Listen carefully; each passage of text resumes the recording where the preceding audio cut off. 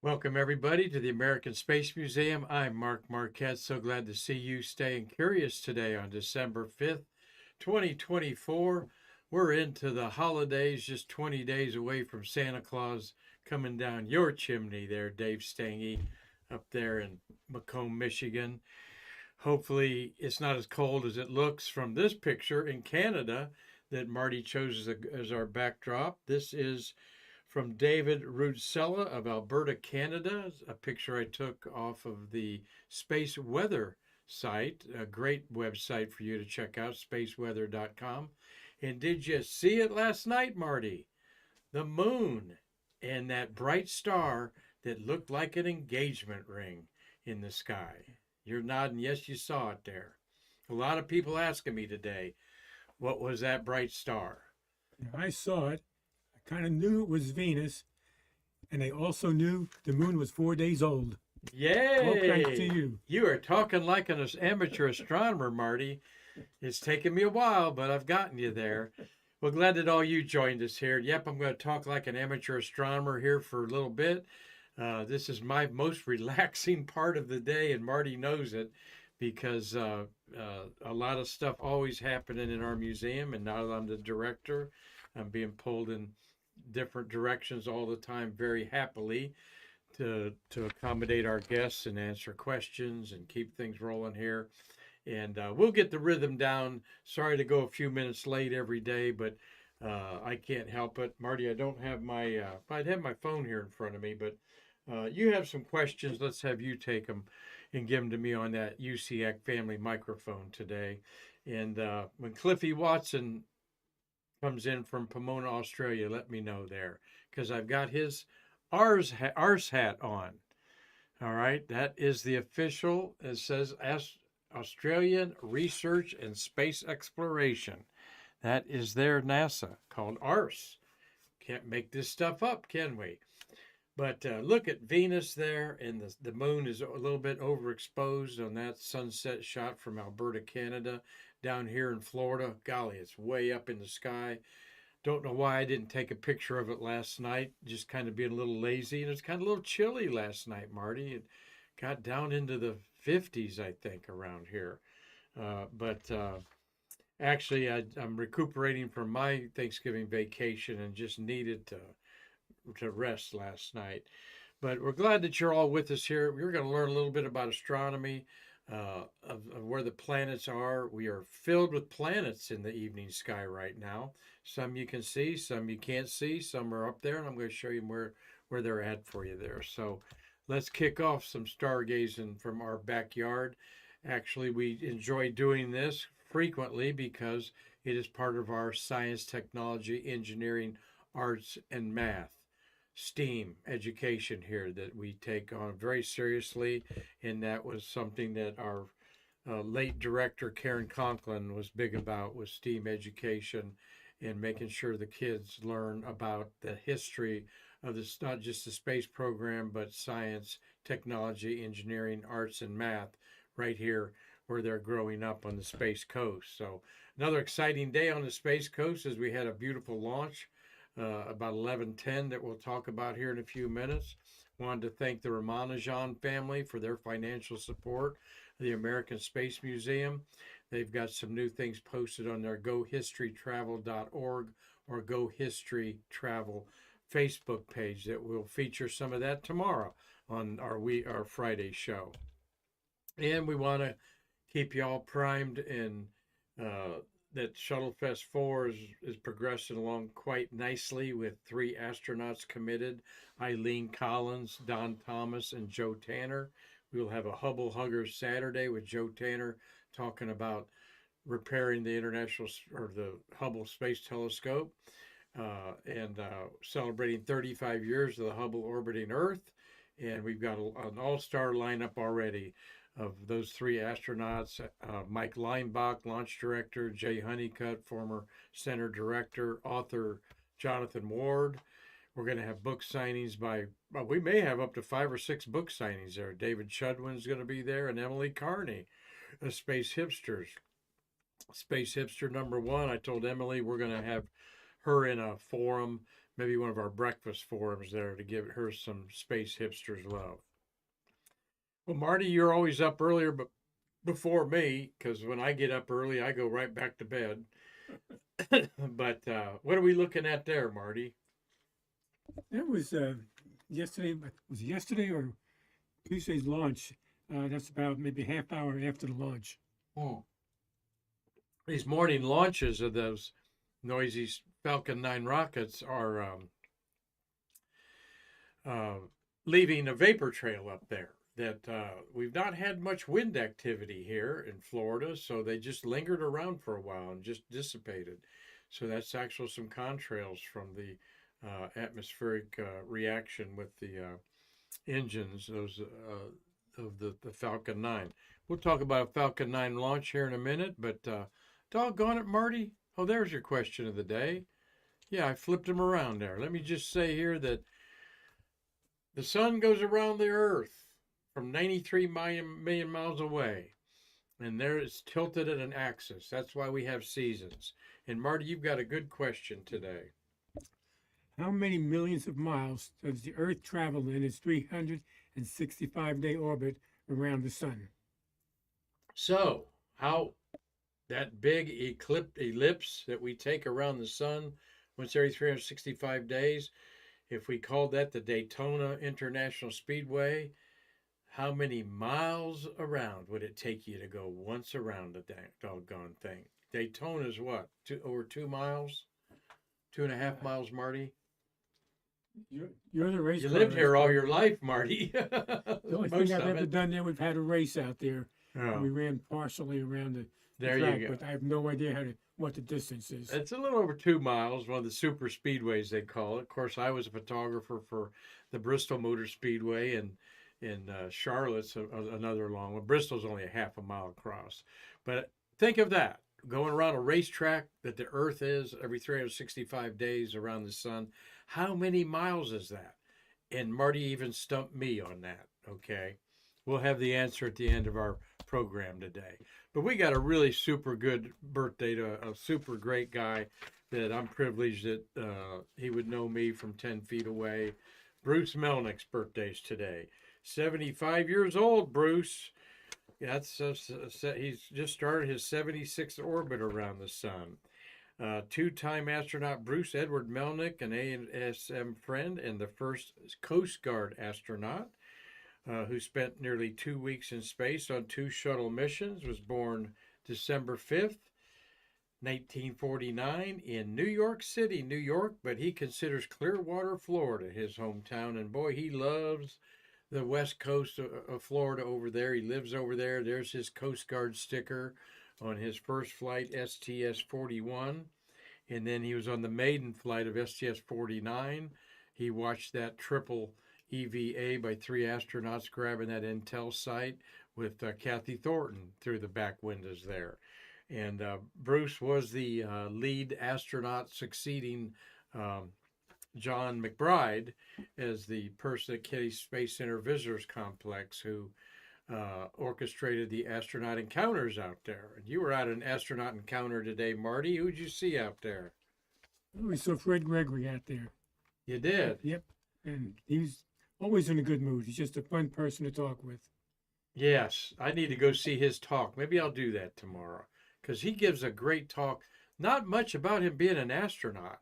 He loves talking about the universe and the Hubble telescope and the wonders that we're discovering through all of this. What did you hear his talk today, or you just go get an autograph? No, just got his autograph, but I did talk to him about Jared Isaacman being nominated for head of NASA. Okay, and he was the assistant. He was actually the acting NASA director during an interim of administrations, I think. Of course, this is a political appointment. Everybody knows that. What did he say, though, about Isaacman? Oh, he's way in favor of it. Mm-hmm. He thinks it's an excellent idea and couldn't find anybody any better than Isaacman. We'll keep all politics aside as we do on this program. We know these are political appointments by the president-elect, whoever he is, and this is something we were all wondering about, the future of Artemis. Don Nelson, of course, the outgoing administrator, was also an astronaut. Pam Melroy, very famously a three-time, twice a pilot, once a commander of space shuttles, an astronaut. So, and Isaacman, I've had a chance to see him at a forum and talk. He is a very engaging, down-to-earth person, at least at this conference that I went to. And, he wants to do what a lot of these entrepreneurs want to do is create a civilization off of the earth, for the earth, so we can perpetuate our species. So we'll see how that all lays out. Of course, there's always congressional confirmations and stuff like that to happen, but somebody who's created their own company and gone to space twice and did the only spacewalk by a private citizen, with the other lady that also did it with him after him. We'll see how that pans out, but great to see at least space people running the space program. But there's Melnick, great guy. Bruce was a featured speaker at our Shuttle Fest 2. All right, looking to see if I see anybody I recognize in the front rows there. But there he is, kind of giving a little talk towards the end of the program there. Melnick was selected in 1987 in the Group 12 class called the Gaffers, was the name of this group of astronauts, Marty. The Gaffers were George Abbey's Final 15 is what that acronym spent for. George Abbey, of course, the Johnson Space Center executive that was over the astronaut corps. And he spent 13 days in space and then was the resident astronaut at our visitors complex in there. Georgia Institute of Technology for a year, and then he went to the engineering of the Universities of the United States Coast Guard Academy. And he is a huge Miami Dolphins fan. And like me, he's not happy with how his team has ended up. There's Pete Charmont and Mike Cotton with Bruce. Mike Cotton did a documentary you can find on YouTube called The Mobile Launch Platform. And Pete Charmont was the one that disassembled it. And I think he's doing the one now that they're taking apart, Marty. So you got a question and comments there. Got a comment from Doug Forrest. Mark, if you go back a slide, Doug says that's him in the black shirt. Doug's all right. I was trying to see. He's in the black shirt right there. Yep. Yep, that's Doug Forrest up there. There you are, Doug. I see Dean Schaff there. And there's Doug Forrest. Thank you for coming to that Shuttle Fest number 2, which was a good one, but it was of the 4 that were put in Shuttle Fest 3. Then we upped the game and had more astronauts, and we're so grateful that Bruce came in on that. A special Shuttle Fest to feature this documentary, the Mobile Launch Platform 2, that was disassembled and had a lot of history to it there. So there he is against Bruce, and a close-up picture I took of him. Hope you're having a great day, Bruce, and he's probably fishing with his buddies. He loves going out on the deep sea fishing, and just a real energetic guy at age 75. You wouldn't know he was that old. And age is just a number, right, Bruce? So, right, Marty? Age is just a number. Except my number's pretty big. Yeah, your number's 10 years bigger than mine, but boy, I'll tell you what, the creaks and the bones that are aching and all that stuff, the older you get each solar orbit. And then a lot of it has to do with the medicine we're taking to keep us alive. Has a lot of side effects that statin cholesterol medicine does on my body. Anyway, Bruce, we love you. I hope you have a great day. Marty's talking like an amateur astronomer. He was looking at the 4-day-old moon yesterday. And I know all of you saw it. If you had eyes and got outside, you were drawn to it up there after sunset. That Venus looked just like a diamond on a setting of a ring. And it's moved tonight, one whole handprint. Take your handprint and hold it outstretched and the moon is moved to the left that much. It actually moves 12 degrees a night. All right. So it's going to go around the whole 360 degrees in 29.5 days between phases.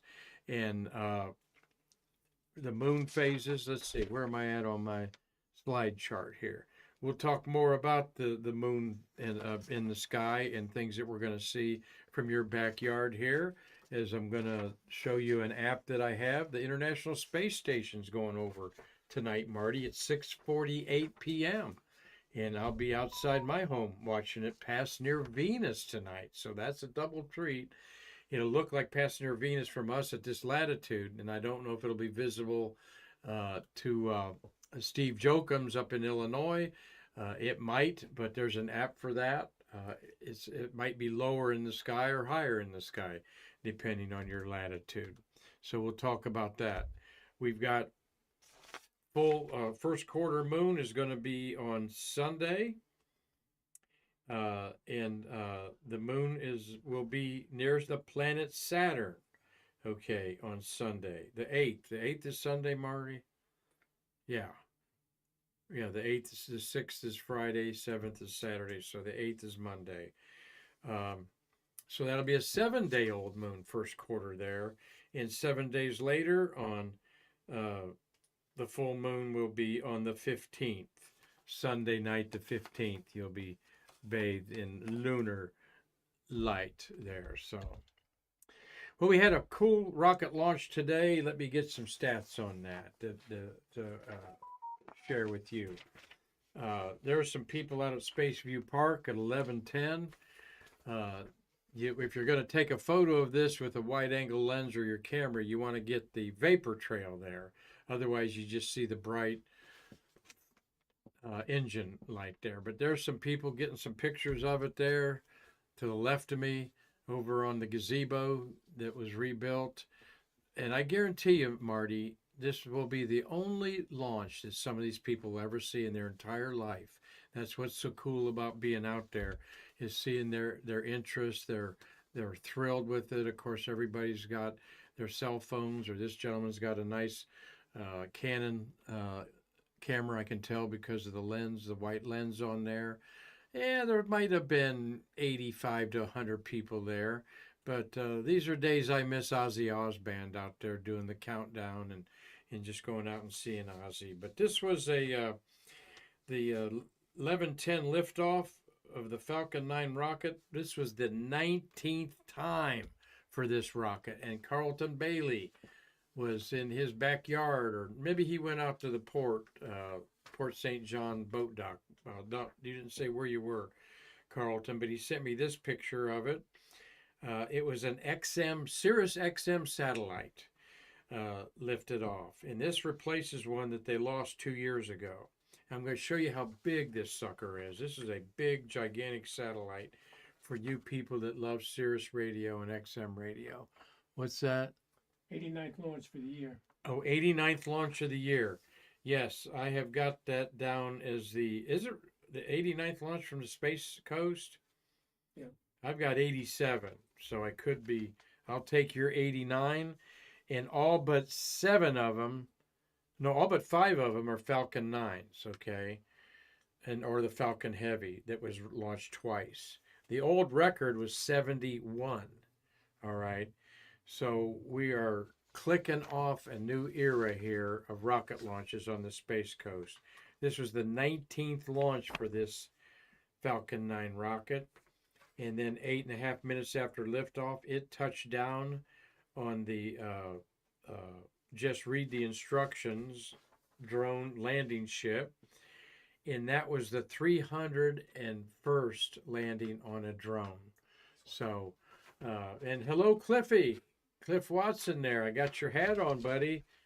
And people can't not believe your arse hat right there from your head to mine.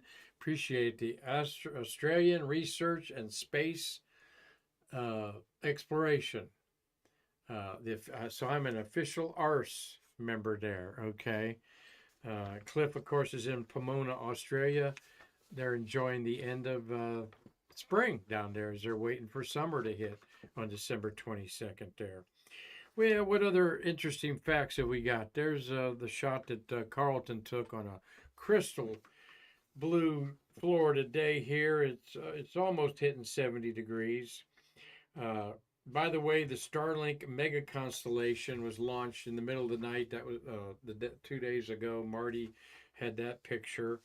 Uh, it currently, how many Starlink active satellites do you think are orbiting Earth, Marty? I'll just guess 16,000. 6,700 active spacecraft, according to satellite tracker Jonathan McDowell, who's a legend at satellite tracking. Uh, this mega constellation, 6,700 active spacecraft are providing internet service to places that could never have it without these. So that's a good thing. Here is what was launched today, though. Sirius XM number 9 is 29 feet tall. Look at that, like that technician down there at the bottom. All of that in this rocket here, all right, went straight up because it's going to a geosynchronous orbit. Surprised they didn't ditch this first stage in the ocean. Usually they need that extra energy to get it up there. But it will go into operation here at the beginning of the year after all the testing is done. And just quite amazing what's going on today. This was built by Maxar for Sirius Radio, a big satellite producer in Palo Alto, California.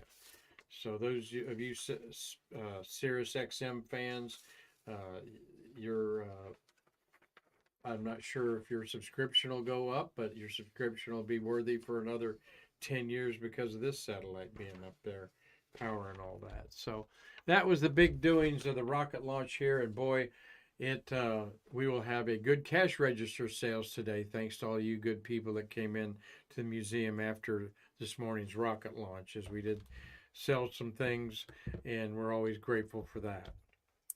Sirius XM also has their own patches. All right, every Falcon 9 launch has a patch, though they're kind of lost in the scheme of things when you get 6,700 launches. First, it was 50 satellites. 6,700 satellites. First, it was 50 at a time. Now they've got a bigger, more powerful Starlink satellite that they only launched 20 to 22 of them at a time. So there's the patch for this beautiful mission today. Well, like I said, did you see it up in the sky? And you couldn't miss it if you looked up. And the photographs just don't do it justice. I wish I'd taken one against a palm tree. Maybe I will tonight, as the moon will be a little further to the left, but Venus will still be in the same place. Venus is so brilliant.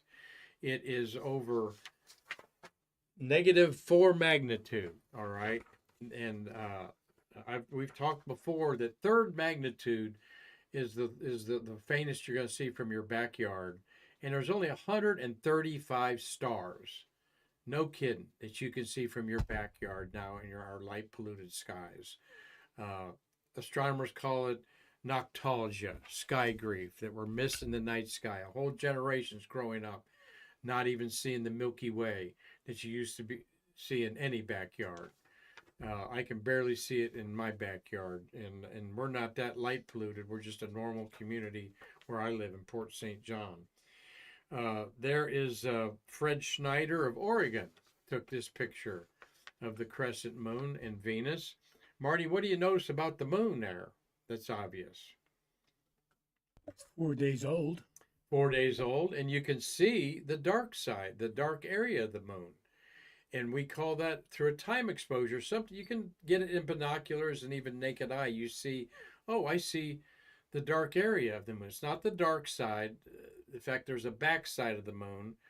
And just like we have a dark side of the earth, 12 hours daylight, 12 hours darkness. Well, this is the same with the moon, except it's 29 days daylight and 29 days darkness. So, but that's called earth shine.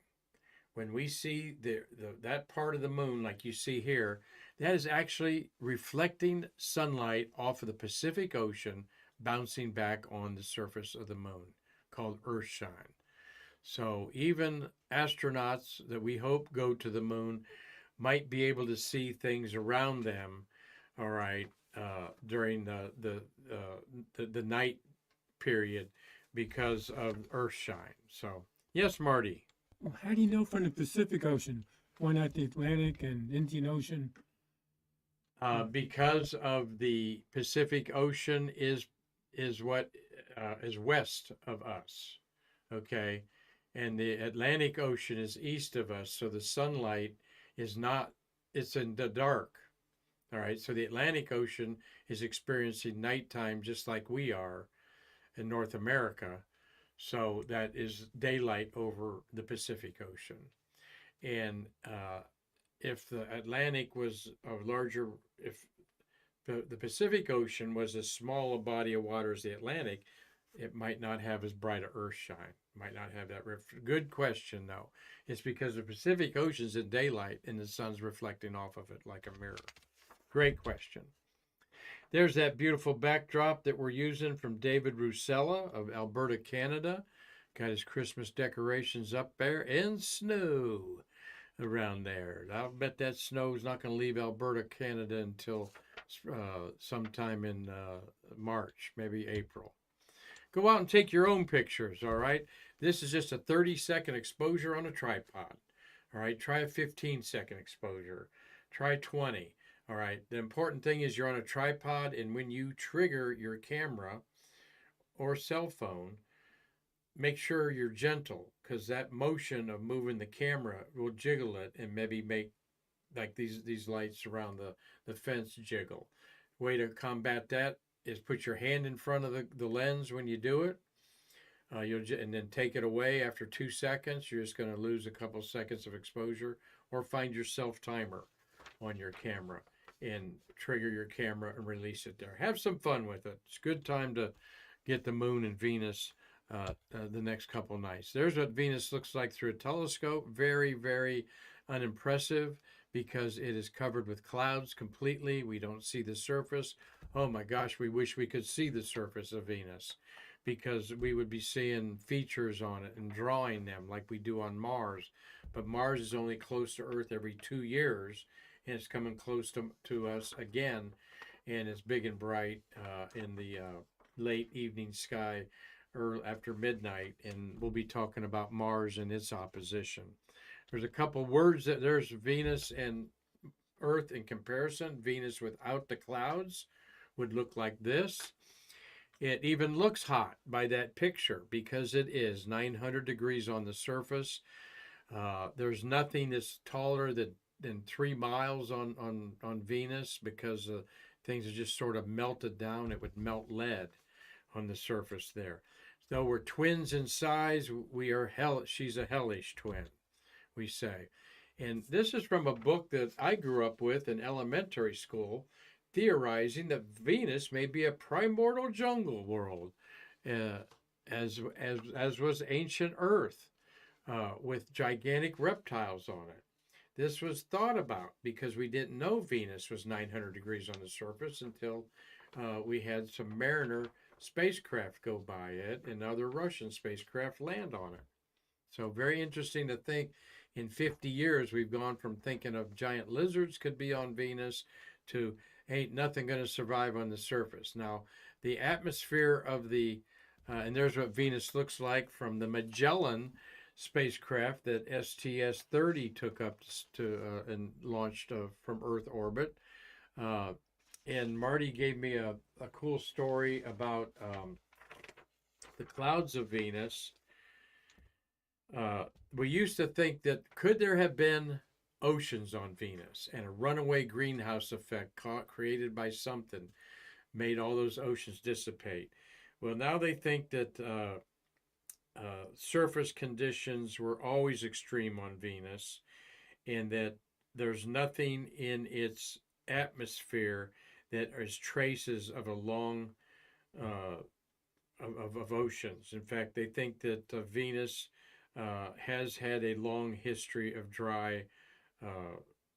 2 different histories of water on Venus have been proposed.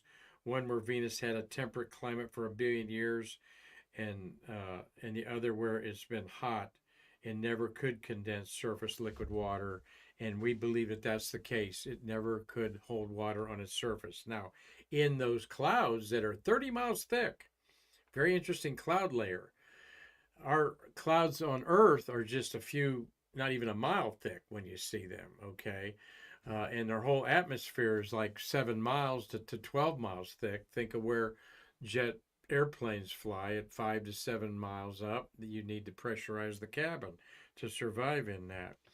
But we're very different and probably had dissimilar evolutions, but that's why we go to Venus and explore in other planets so that we can understand and hopefully not repeat the history that Venus has gone through. But nothing was probably on the surface of Venus that was water. No lizards, no dinosaurs, just a hot, dry, temperate climate. But those clouds have temperate areas in there where there could be water in that carbon dioxide, sulfur acid that is prominent. It's mostly carbon dioxide, but they think there's sweet spots in there where there could be like jet streams of water, not like a river, but more molecules of H2O. Still, that's a far reach there. And if humans would ever go to Venus, we would linger in the atmosphere in gigantic balloons.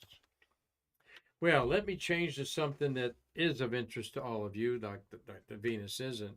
This is my app on my phone called ISS Detector. And I'm sure that if you don't have a flip phone, you've got a phone that will have an app for the sky on there. And I'm trying to bring mine up here real quick if I can find it. It is called International. These things, you're always hitting the wrong button. ISS Detector. And in my apps on here, it looks like this when I push the button. And it shows you that Venus is visible about 5:20 in the evening, as is Mercury. You're not going to see Mercury, it's too close to the sun. Jupiter, you have to wait till like 6 when it gets a little bit darker.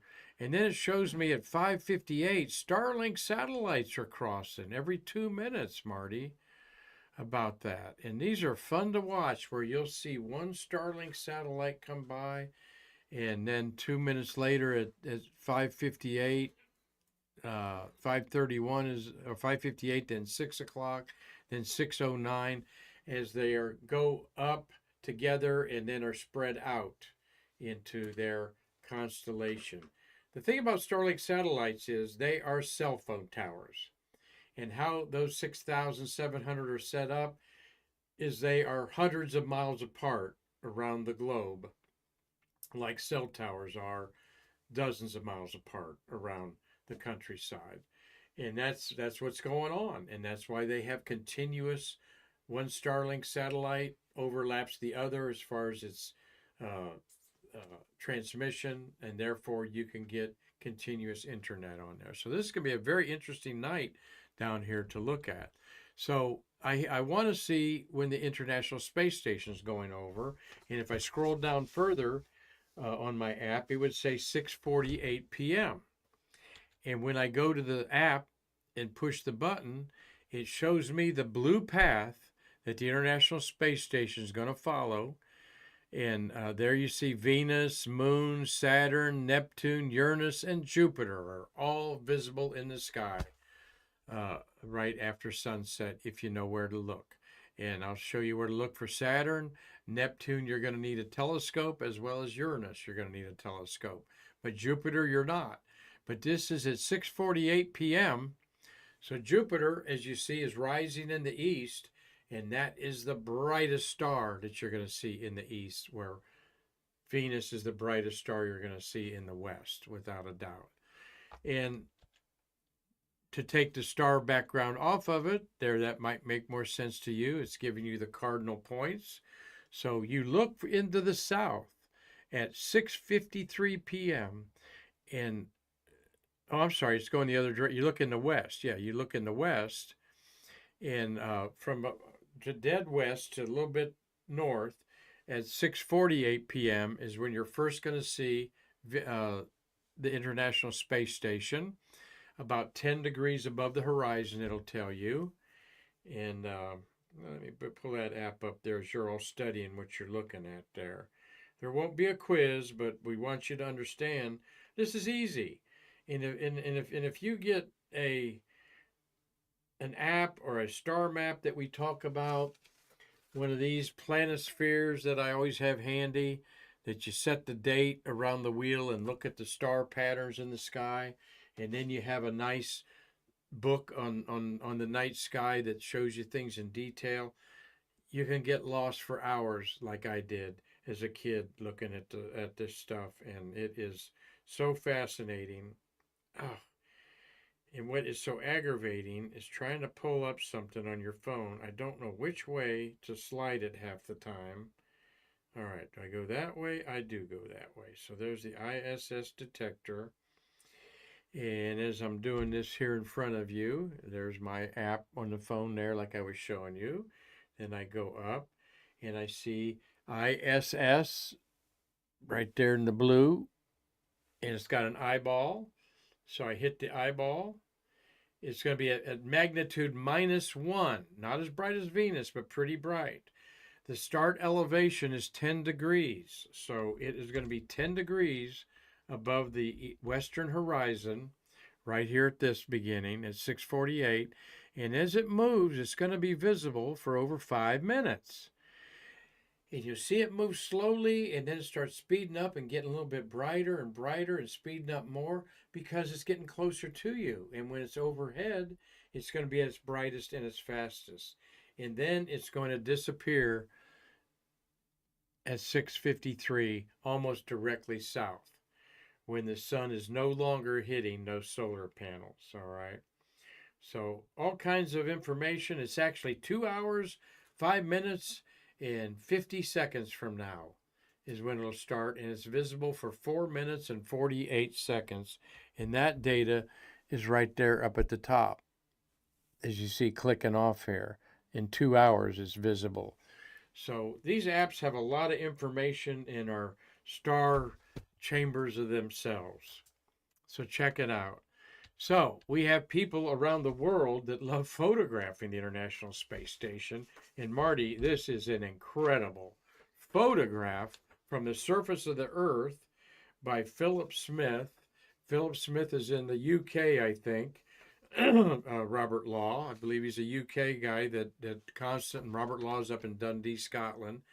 He's constantly taking pictures of the International Space Station. Some are better than others, depending on the atmosphere. But are you kidding me? Look at the detail of this. All right, there's the Soyuz parked at the side there. The back side, you're looking over on the back sides where the Crew Dragon and the SpaceX Cargo Dragon are. But this is going 17,500 miles an hour. It is an 11-inch telescope, which is a big reflecting telescope to get this kind of detail. And Philip Smith is obviously moving the telescope at the same speed that it's going across the sky. Not 17,500 miles an hour. It's a ratio of just keeping it in your eyepiece there. And he probably took a movie of this. This is not a snapshot. This is a movie that the best frames are piled together there to get you this incredible photograph. So if an amateur can do this from the United Kingdom, think what our spy satellites can do, our spy telescopes on the surface of the Earth do. All right. And then I think things like, Marty, they could have saw the hole in the wing of Columbia. Of course they could have. Did they? No one's ever told me they did. All right. They saw it on the launch, though, very clearly. There were some problems, but we're not going to go there. But just give you the power of surveillance from the surface of the Earth by an amateur astronomer right there. Of course, they keep track of the Tiangong space station, too. And if there were astronauts doing a spacewalk, like I think there's 2 Russians scheduled to do a spacewalk on Sunday, and they've delayed the Crew Dragon coming back, not the Crew Dragon, the Cargo Dragon, CRS-31, will undock at 11:05 a.m. Saturday. It was scheduled to come back to Earth today, December 5th. Because I was looking around, is it during the night so we can see it streak in? Because it's going to land on either the Gulf side or the Atlantic side of Florida. Well, here is a program for your laptop, your desktop, or even your cell phone called Stellarium. Think aquarium. Stellarium, stellar, stars. This shows you the moon, Venus, and Saturn tonight, all in a nice row. So you're going to take Venus, and you're going to take the moon, and you're going to be an arrow that's going up in the sky, and that arrow is going to point to the next brightest star, and that is Saturn. The star below Saturn is called Fomalhaut. And we may talk about Fomalhaut a little bit tomorrow, as I probably can't resist to show you how the moon's moved in one day, comparing this and tomorrow's stellarium. But Fomalhaut's the one below. That is Arabic for the lonely one, all right? Because it's the only bright star in this whole area, the sky up there, except for Saturn. So Saturn's easy to see. What are you going to see through Saturn? Through a telescope? You'll get a hint of the globe, and you'll get a hint of the rings. But I'm going to show you the rings are going edge on, and the rings, when I looked at them the other night, just kind of look like a spike going through the globe of Saturn. This is a celestial mechanics thing. They're not disappearing. They're there, but it's our relationship to the Earth, Saturn, where they are in our orbits that create this illusion of the rings going back and forth. But at the exact time that I did this, I think I put this in at 7 o'clock. When you look to the opposite, to the east, behind you, as you're looking at this, you see Jupiter is in a V shape of stars that is the head of Taurus the Bull. And that star's Aldebaran in Taurus the Bull. And up above Taurus the Bull is a little cluster of stars, the Pleiades. So you're going to notice Jupiter. You're also going to notice Capella. Capella is really an underrated bright star in the charioteer, Auriga. I've never heard of a person called Auriga, but that's the name, Auriga, of the charioteer that is acknowledged in this constellation up there. I think he invented the wheel. I think that's why the ancients put him up there. But I'd love to name a cat Auriga, or never seen a person named Auriga. Capella University advertises their online college. Of course, they're a physical college also. But Capella is really a cool star, and we'll feature that on some Stay Star Curious. But that's Jupiter, and Uranus is up there. One of those dots there is the planet Uranus, though you need a star chart to find it. So Jupiter is going to be moving a little bit to the left out of Taurus, and then Mars rises about 10 o'clock in Gemini, the twins. So I think it's good to know what's up and casually get your mind off of your computer, your television. Books are fine too.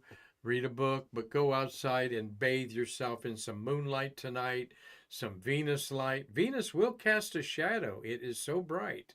If you are in a dark sky site and you stick a pole in the ground against a white sheet, you will see a shadow cast. I've done this at White Top Mountain in Damascus, Virginia, in the snow, seen the shadow of Venus. It's very elusive. You can photograph it. It's easier to photograph than see, but it's so bright. And then just take an arrow through Venus, through the moon. The next bright star is Saturn. And Saturn will look like this in a backyard telescope, almost edge on, all right? This is a pretty good shot, but something someone with an 8-inch telescope could get. And the bright star at the top is Titan, a moon that we're very interested in because it has methane oceans and seas and rivers of methane 350 degrees below zero. Here's how the rings are tilting. Last year, they even tilt out more. But this is all a perspective of Earth and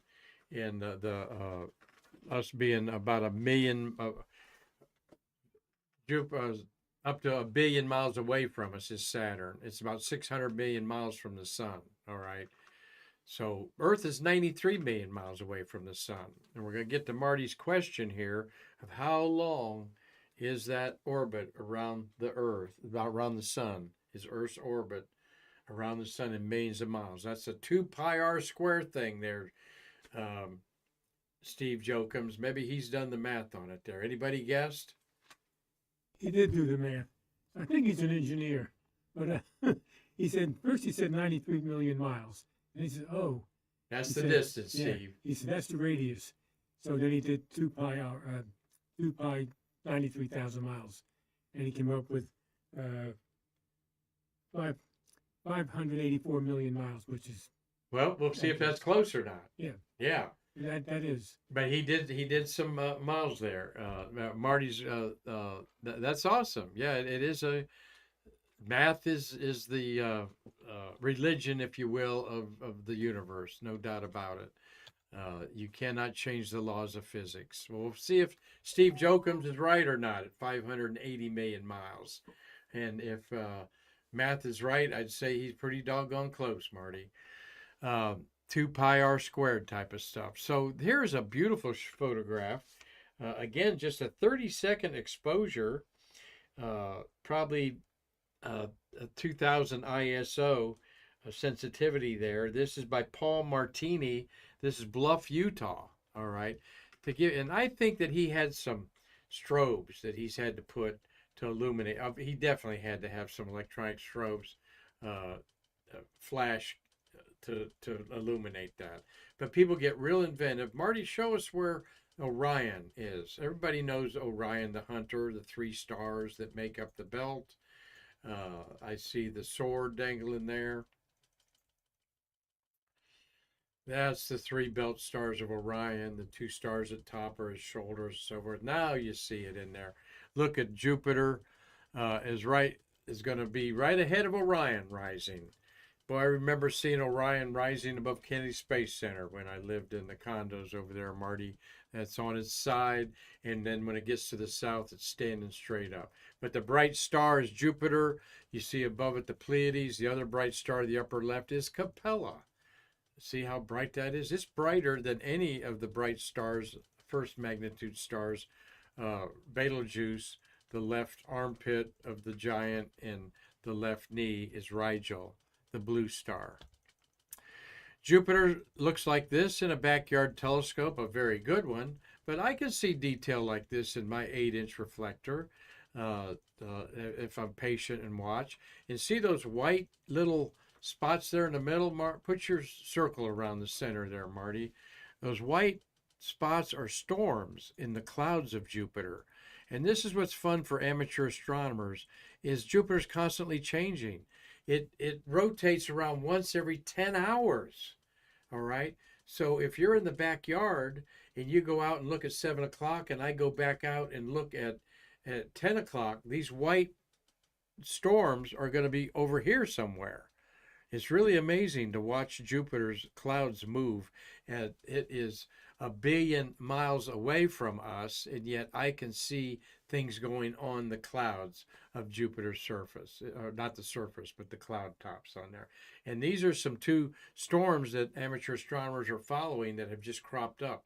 Why this happens, we don't know exactly, though we have the Juno spacecraft going around it, dive bombing almost to above the clouds to give us fabulous images. Check out NASA Juno.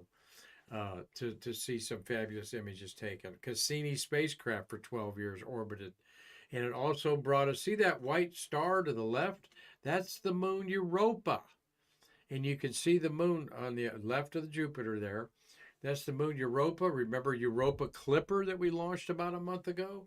That's where it's headed, to that moon right there, because that moon is covered with ice, but beneath the ice is an ocean of water with more water in it than the oceans of Earth. And yet this is about the size of our moon, Europa is. Yet it's got a thick ice mantle, and below that is a very thick layer of H2O liquid water. So this is what's fun to look and look at these things and then go back and maybe look at the Europa photographs that Cassini took, and you're going, my gosh, I was looking at that in my telescope. Well, ending it here, cannot forget about the sun. The sun, this is the sunspots on the sun today. All right. If you have those eclipse glasses from the April eclipse, you look at the sun, you might see those two sunspots. They're almost naked eye, we call it. But don't look through a telescope. All right. Please don't look through binoculars. Disclaimer, you will burn your eyeballs out. All right. Unless you know what you're doing. And this is with a filter that shows you the limb darkening, all right, as the limb around the edges are not as bright, all right, and it has to do with the physics of light in their inverse square law, as well as other factors of our star, our favorite star in the sky. You look at all the other stars in the sky, our sun is actually a dwarf star. It's not a very big star. Its classification is dwarf star. It's just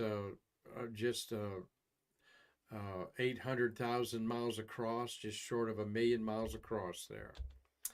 Well, how many millions of miles, Marty, does the Earth travel in its 365-day orbit around the sun? Well, it's kind of hard to argue with 2 pi r. So R squared, 2 pi r squared. No, it's 2 pi r. You take 2 pi times 93,000 miles, you come up to 584 million miles. And Steve Jocum's math says it is 584 million miles. So. Great. Yeah. And, so you we rounded up to 600, but yeah, rounded off to 600 million. Thank you. Good job there, Steve.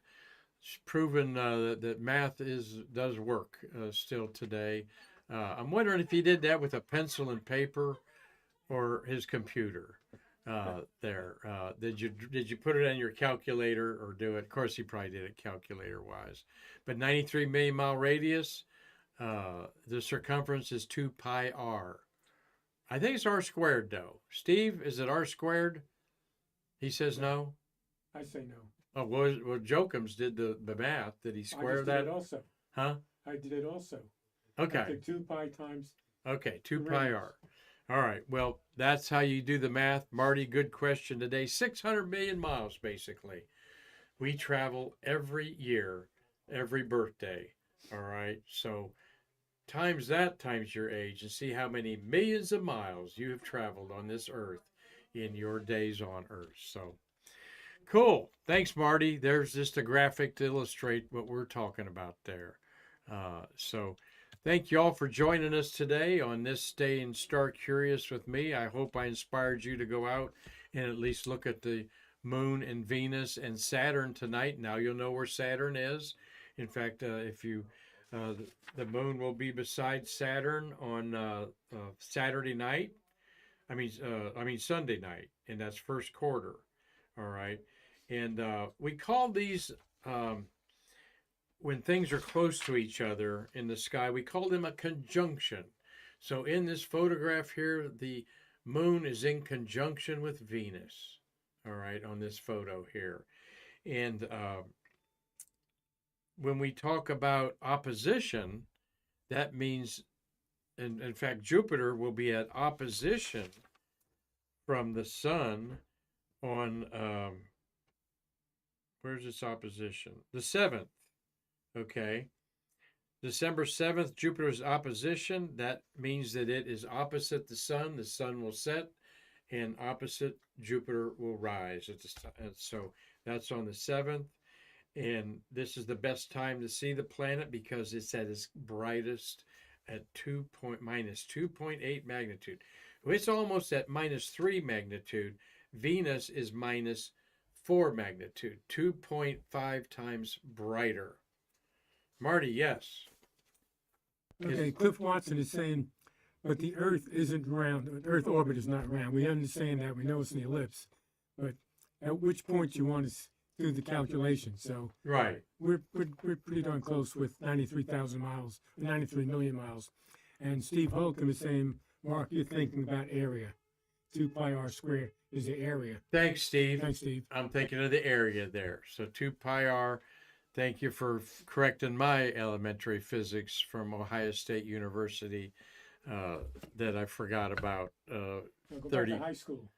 Yeah, even go back to high school taught that. So, well, thank you all for enjoying staying star curious. Again, we do this because I love doing it. I can do it without notes most of the time, but it's part of our science, technology, engineering, arts, and math education. And if you don't think arts belong in science, then think astronomy for the A, or astronautics, or aeronautics, or astrobiology. There's all kinds of A's that fit.